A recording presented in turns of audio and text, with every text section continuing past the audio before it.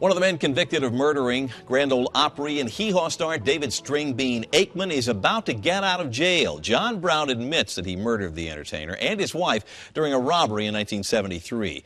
Well, now, after more than 40 years behind bars, the convicted killer is being paroled. Fox 17's Roger Suzanne live right now outside the Ryman Auditorium downtown with what a former Metro police officer thinks about the parole board's decision. Roger? Well, Scott, and of course, folks come from all over the place here to the Ryman. The folks behind me here were from the Boston area, and they come, of course, to see the performers here at the Ryman and at the Opry. And I can tell you, of course, Stringbean Akeman was a very popular performer in the 70s. He's actually performed here at the Ryman the night of his death. And now, 4 decades after his murder, some folks say justice still has not been done.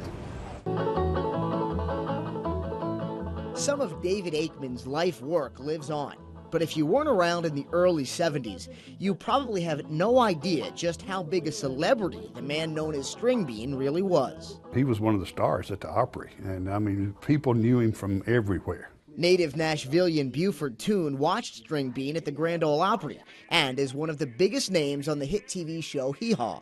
I had the pleasure of meeting him once.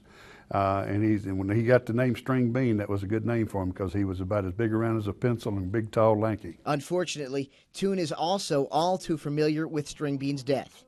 He was a Metro police officer when 2 robbers killed the entertainer and his wife after a show at the Grand Ole Opry.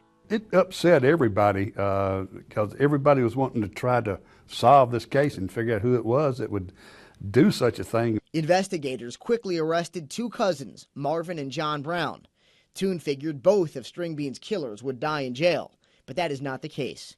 On Wednesday, John Brown was paroled. He'll get out of jail in a few weeks. I don't care whether they think they're rehabilitated or not. He's a crook. He's a murderer. He should be in prison. Toon believes the parole board's decision is a slap in the face to everyone involved in the case, especially to Estelle Akeman and the man known as Stringbean.